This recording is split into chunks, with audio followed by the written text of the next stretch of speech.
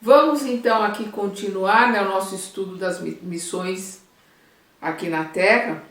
Nós estamos aqui na questão 578. O espírito pode falhar em sua missão por sua própria culpa? O espírito pode falhar por sua própria culpa? Sim, é o que a gente mais faz, né?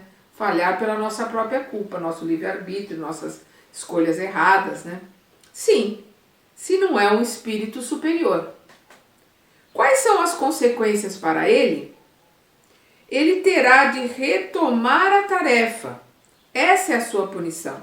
Além disso, sofrerá as consequências do mal que tiver causado. Então vai sofrer as consequências, lei de ação e reação. Vai ter que voltar e consertar os erros que fez. É o que ele diz aqui, vai ter que retomar a tarefa. Tinha alguma coisa para fazer, não fez, vai voltar e fazer. E vai voltar até que faça, até que cumpra aquilo que tem, né, para realizar. Uma vez que o espírito recebe sua missão de Deus, como Deus pode confiar uma missão importante e de interesse geral a um espírito que poderá falhar? É interessante essa pergunta do Kardec. Como é que Deus confia uma coisa importante, uma missão importante, para um espírito que tem, normalmente nós temos 80%, 90% de chance de falhar? Porque aqui na ilusão do mundo a gente se enterra, né? A gente se afunda até a testa, não é até o pescoço, né? Até a testa. Então aqui olha a resposta dos espíritos. Deus não sabe se seu general alcançará a vitória ou se será vencido? Ele o sabe, claro que Deus sabe. Deus sabe, Ele sabe as nossas tendências, sabe o nosso íntimo. Ele o sabe, sede seguros disso. E os seus planos, quando importantes, nunca recaem sobre aqueles passíveis de abandonar a obra no meio do trabalho. Então ele vai, as missões que são muito importantes, ele vai dar para aqueles espíritos que ele confia. Ele sabe, tem muito maior chance de realizar o trabalho. Para vós, toda a questão se concentra no conhecimento do futuro que Deus possui, mas que não vos é concedido. Então para nós, a gente está só pensando, Deus sabe o futuro. Mas o futuro, ele é construído hoje. Então, embora eu tenha, às vezes, 80% de chance de falhar, se eu tiver vontade, se eu quiser me modificar, se eu tiver realmente desejo de acionar a vontade para me modificar, eu vou e realizo, eu vou e faço. Eu faço, às vezes, posso fazer mais até do que me propus a fazer quando estava no plano espiritual. Já comentei aqui do caso da Patrícia, né, no livro Violetas na Janela, que ela teria que passar por um desencarne, que ela ficaria algum tempo hospitalizada, né? Ela passaria por uma dor ali no desencarne. Mas o seu desenvolvimento, o seu crescimento, ela aprendeu e se aprimorou tanto naquela encarnação que ela desencarna aos 19 anos, ela desencarna por um aneurisma, ela desencarna no mesmo processo que estava programado. Mas ela não sente nada, ela não tem nenhuma dor porque não há necessidade. A dor só existe quando há necessidade do aprendizado. Como ela aprendeu antes, ela se modificou mais até do que ela tinha se proposto a se modificar, não houve necessidade de passar por aquela situação. O espírito que encarna para cumprir uma missão tem a mesma apreensão que um outro que o faz como provação? Então aquele que está em missão, ele está com a mesma preocupação, a mesma apreensão, o mesmo desconforto daquele que está vindo por provação, né, por expiação, por limpar aquilo que ele fez antes, por receber de volta aquilo que ele mandou para os outros antes? Os espíritos respondem, não, ele tem experiência. Então o espírito que encarna para cumprir uma missão, ele não tem apreensão, ele não tem desconforto, porque ele já tem experiência. Não se dá o frio maior do que o cobertor, é o ditado. Isso vale para todas as coisas. Deus não coloca uma missão no ombro de alguém que não pode carregar. Cada um carrega a cruz na sua medida certa, no peso certo, naquilo que é capaz de carregar. Se a gente esmorece, se a gente se joga no chão, se a gente diz que não consegue, o problema é nosso. Nós que estamos sendo fracos, relapsos, preguiçosos. Porque cada um tem a cruz no peso e no tamanho certo, compatível com a sua capacidade de carregar. Os homens que são o farol da espécie humana, que a iluminam com seu gênio, certamente têm uma missão. Porém, entre eles há os que se enganam, e o que ao lado de grandes verdades propagam grandes erros. Como se deve considerar a missão desses homens? Bom, todas as perguntas do Kardec são muito interessantes. Às vezes eu me pergunto o que às vezes é mais interessante, mais perspicaz, a pergunta do Kardec ou as respostas dos espíritos, né? Os espíritos respondem. Como falseada por eles mesmos, que é o que ele está perguntando. Como é que pode-se entender aqueles que têm grandes verdades, colocam coisas certas e colocam algumas coisas erradas junto, né? Estão no caminho certo, estão no caminho que levam à luz, mas vão carregando alguns tijolos desnecessários, vão carregando pesos, vão colocando, digamos assim, rituais, ou vão colocando bobagens no caminho, coisas desnecessárias no caminho. E é isso que o Emmanuel está perguntando, e os espíritos respondem, como falseada por eles mesmos. Eles são enganados por eles mesmos. Eles estão abaixo da tarefa que empreenderam.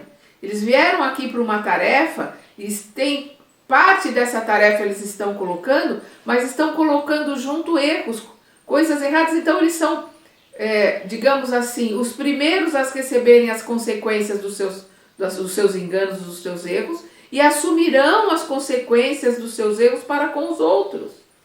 É importante que se entenda que todos nós somos responsáveis por aquilo que colocamos ou que induzimos, que aconselhamos, que passamos para os outros. E é o que eles estão colocando aqui. Eles estão abaixo da tarefa que empreenderam. Pediram mais do que podiam fazer. A gente vê isso de novo nos mensageiros. Ali eles estão achando que já tinham condições de realizar determinadas tarefas e não tinham. Quando chegam aqui que a mente esquece, que vai o que está no íntimo, aquilo que está verdadeiramente lá dentro, enfia os pés pelas mãos. Por quê? Porque por orgulho, por vaidade, por se acharem melhor do que são, pedem tarefas que não têm condições ainda de cumprir. É o que a gente vê lá nos mensageiros. É o que ele está dizendo aqui, eles estão abaixo da tarefa que empreenderam.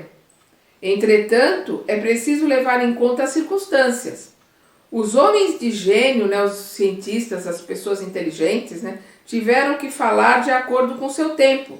E um ensinamento que parecia errôneo ou pueril numa época adiantada podia ser suficiente para o século em que foi divulgado. Haja visto os ensinamentos de Moisés. Moisés colocou ali os 10 mandamentos, aquilo foi colocado, são leis do homem, a maioria delas são leis para o homem, para viver em sociedade. Tanto é que nós utilizamos até hoje, né? Não matarás, não roubarás, não desejarás a mulher do próximo, não adulterarás, não adorarás ídolos. Tem uma série, todas essas colocações são leis para a sociedade, são leis aqui para a terra. As leis importantes, a lei mais importante que Moisés trouxe foi a que foi menos ouvida, porque ela estava muito adiantada para a sua época. E amarás a Deus acima de todas as coisas e ao teu próximo como a ti mesmo.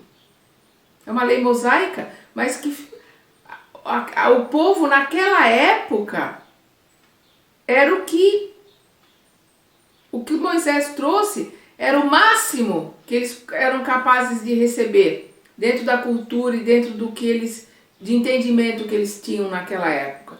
O próprio amará teu próximo como a ti mesmo, aquilo ficou perdido ali porque era utópico para a época. É para hoje. Hoje nós temos dificuldade. A gente entende as palavras de Jesus, mas a gente tem dificuldade de colocar em prática. Amar a Deus acima de todas as coisas, a gente tem dificuldade de pôr em prática. amar ao teu próximo como a ti mesmo, nós temos dificuldade de pôr em prática. Nós já entendemos, mas temos dificuldade de pôr em prática. Na época de Moisés, nem entender eles conseguiam entender. Nós não conseguimos entender, porque com certeza nós estávamos lá aprendendo os ensinamentos junto com Moisés e Arão. Pode-se considerar a paternidade como uma missão. É incontestavelmente uma missão. Os Espíritos repetem isso várias e várias vezes em várias perguntas. É incontestavelmente uma missão, o ser pai e ser mãe. E aqui não é no sentido biológico, não é gerar, é no sentido de educar. É aquele que educa, aquele que cria. Não importa se é o pai adotivo, se são os pais adotivos, se são os avós, se são tios, se são tutores, aqueles que educam, aqueles que têm a missão de educar. É o que ele está colocando aqui. É incontestavelmente uma missão. É ao mesmo tempo um dever muito grande e que determina mais do que o homem imagina. Determina mais do que o homem imagina sua responsabilidade para o futuro. Nós temos uma responsabilidade imensa naqueles com os quais nós temos a obrigação, nós temos a obrigação de educar, a obrigação de preparar para o mundo. Deus colocou a criança sob a tutela dos pais para que eles a conduzam no caminho do bem e lhes facilitou a tarefa ao conceder à criança uma constituição frágil e delicada que a torna acessível a todas as impressões. Mas há quem se ocupe mais em endireitar as árvores do seu jardim e em fazê-las render bons frutos do que endireitar o caráter do seu filho. Se o filho, sucumbe por erro dos pais, os pais, receberão a pena disso. E os sofrimentos que na vida futura caberiam à criança recairão sobre eles, recairão sobre os pais, pois não fizeram o que dependia deles para o adiantamento do filho no caminho do bem. Nós já vimos essa mesma colocação, na questão 383 e 385. Nós vimos essa questão dos pais. Na 383, para o espírito, qual a utilidade de passar pela infância?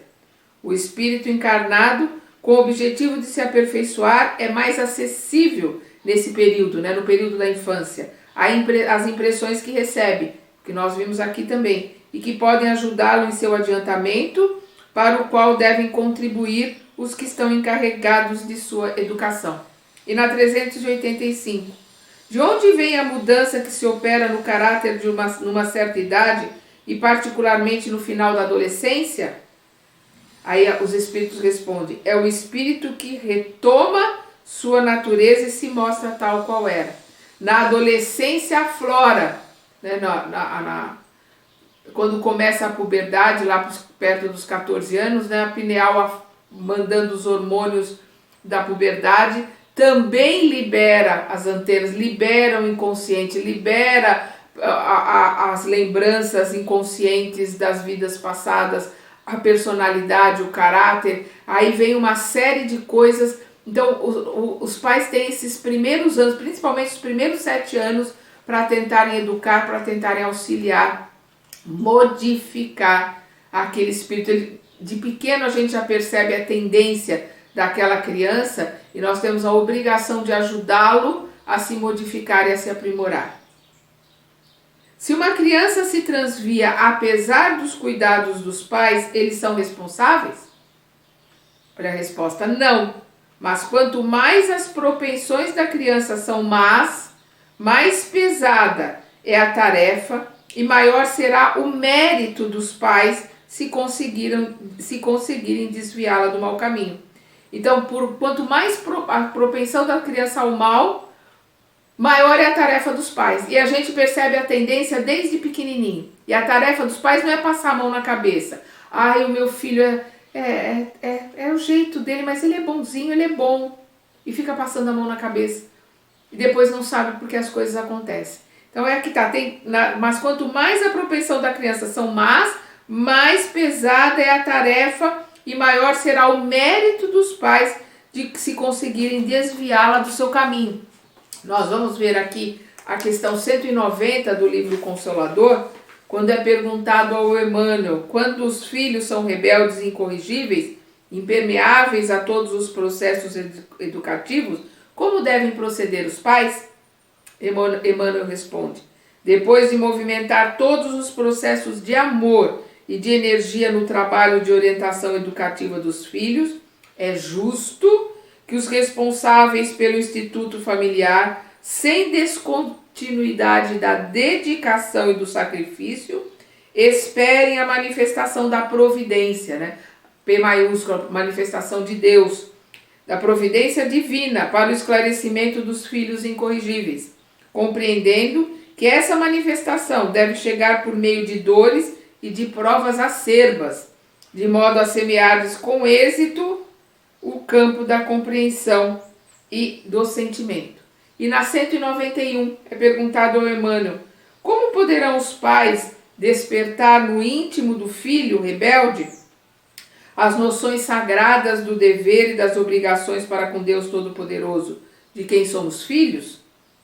Emmanuel responde: depois de esgotar todos os recursos a bem dos filhos e depois da prática sincera de todos os processos amorosos e enérgicos pela sua formação espiritual, sem êxito algum, é preciso que os pais estimem nesses filhos adultos que não lhes apreenderam a palavra e a exemplificação, os irmãos indiferentes ou endurecidos de sua alma, comparsas do passado delituoso, que é necessário entregar a Deus, de modo que sejam naturalmente trabalhados pelos processos tristes e violentos da educação do mundo. A dor tem possibilidades desconhecidas para penetrar os espíritos, onde a linfa do amor não conseguiu brotar, não obstante o serviço inestimável do afeto paternal humano. Então, quando os pais fizeram tudo o que tinham para fazer, né, toda a sua obrigação, tudo o seu dever, e não conseguiram, com tristeza tem que deixar o filho bater cabeça, sofrer, sentir todas as dores que o mundo vai lhe proporcionar, porque infelizmente, se ele não conseguiu aprender com a amorosidade e com o carinho dos pais, ele vai aprender com a dor do mundo. Não tem outro jeito de aprendizado. Na mesma pergunta, Kardec continua: se uma criança torna-se um homem de bem, apesar da negligência ou dos maus exemplos de seus pais, eles se beneficiam com isso? Eles respondem: Deus é justo. Sempre. Né, o palestrante Simão Pedro, eu gosto muito dessa colocação dele, quando ele diz que Deus é infinitamente misericordioso na sua justiça e infinitamente justo na sua misericórdia. Isso é uma grande verdade, é o que eles estão colocando aqui. Deus é justo. Qual pode ser a natureza da missão do conquistador que só tem em vista satisfazer sua ambição e que, para atingir esse objetivo, não recua diante de nenhuma das calamidades que vai acarretando?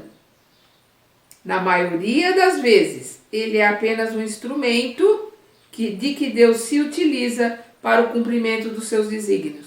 E essas calamidades, algumas vezes, são meio de fazer um povo progredir mais rapidamente. Então, ele está colocando aqui, né, qual é a natureza, a missão de um conquistador? Né, que sai conquistando tudo, destruindo tudo, matando um monte de gente, estrupiando, roubando, botando fogo em tudo. Vamos lembrar que indiretamente o mal sempre trabalha para o bem, sempre. Então, o que ele está colocando aqui, na maioria das vezes, ele é apenas um instrumento de Deus. É um instrumento de que Deus se utiliza para o cumprimento dos seus desígnios. E essas calamidades, né, essas atrocidades, algumas vezes são um meio de fazer um povo progredir mais rapidamente. Ele passa, não existe vítima aqui no planeta Terra, então ele passa por determinadas situações, um povo inteiro passa por uma escravidão, ou passa por uma guerra, ou passa por uma dificuldade muito grande, por uma barbárie muito grande, por um conquistador cruel, e ali o povo se une, o povo aprende, o povo se modifica, né? São levados para outros lugares, são levados como escravos e aprendem, crescem, se melhoram. Então, indiretamente, o mal sempre está trabalhando para o bem. Dentro da mesma pergunta, Kardec continua: aquele que é o instrumento dessas calamidades passageiras e é alheio ao bem que delas pode resultar, uma vez que não se propôs, senão sua meta pessoal, apesar disso, tirará algum proveito desse bem? Pergunta interessante. Eles respondem: cada um é recompensado segundo suas obras, o bem que desejou fazer e a retidão de suas intenções. Então, cada um de nós será recompensado pelas suas obras, pelas nossas intenções. Da mesma forma que o mal que nós causamos é amenizado porque a nossa intenção não era causar o mal, da mesma forma, né, um bem que nós fazemos, aquilo é amenizado, aquilo não reverte para nós, porque a nossa intenção não era realizar um bem. Realizamos na intenção de fazer um mal. Então, o que vale é a intenção. É isso que os espíritos estão colocando aqui. Aí o Kardec coloca, palavras do Kardec: os espíritos encarnados têm ocupações inerentes à sua existência corpórea. No estado errante ou de desmaterialização, tais ocupações são proporcionais ao seu grau de adiantamento. Uns percorrem os mundos, instruem-se e se preparam para uma nova encarnação.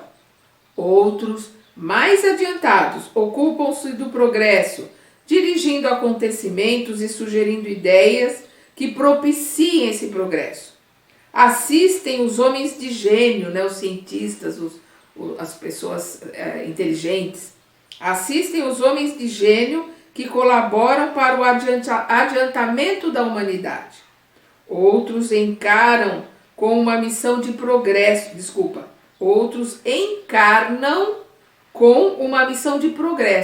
Então, encarnam para ajudar a progredir o mundo, né? Ajudar ao progresso científico, ao progresso material. Mas estão ali com um trabalho, uma missão de progresso. Outros encarnam com uma missão de progresso. Outros mantêm sob sua tutela indivíduos, famílias, agrupamentos, cidades e povos, dos quais são os anjos guardiões, os gênios protetores e os espíritos familiares. Outros, enfim, presidem os fenômenos da natureza, da qual são os agentes diretos. Os espíritos vulgares tomam parte em nossas ocupações e diversões. Os espíritos impuros ou imperfeitos aguardam em sofrimento e angústias o momento em que Deus lhes proporcionará os meios de se adiantarem. Se praticam o mal, é por despeito do bem que ainda não podem gozar. Então, se praticam o mal, é por desconhecimento, por ignorância, não conhecerem o bem.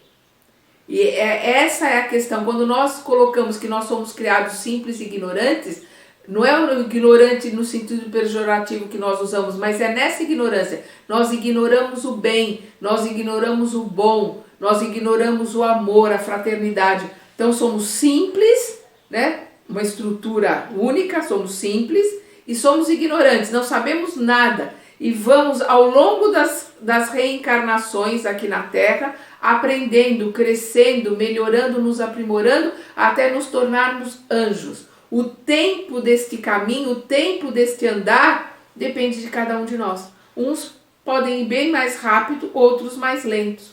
Muitos daqueles que estavam ouvindo Jesus já estão em outros planetas, planetas de regeneração, até alguns em planetas já ditosos, planetas felizes. E outros, como nós que estamos encarnados aqui na Terra, ainda estamos batendo cabeça para tentar entender os ensinamentos de Jesus, para podermos colocá-los em prática, para podermos sim ascendermos, crescermos, melhorarmos, nos elevarmos e um dia realmente podermos, digamos assim, ter acesso ao nosso irmão mais velho, podermos estar mais próximos do nosso Mestre amado, nosso Mestre Jesus. Todos nós chegaremos lá, essa é a grande certeza que nós temos.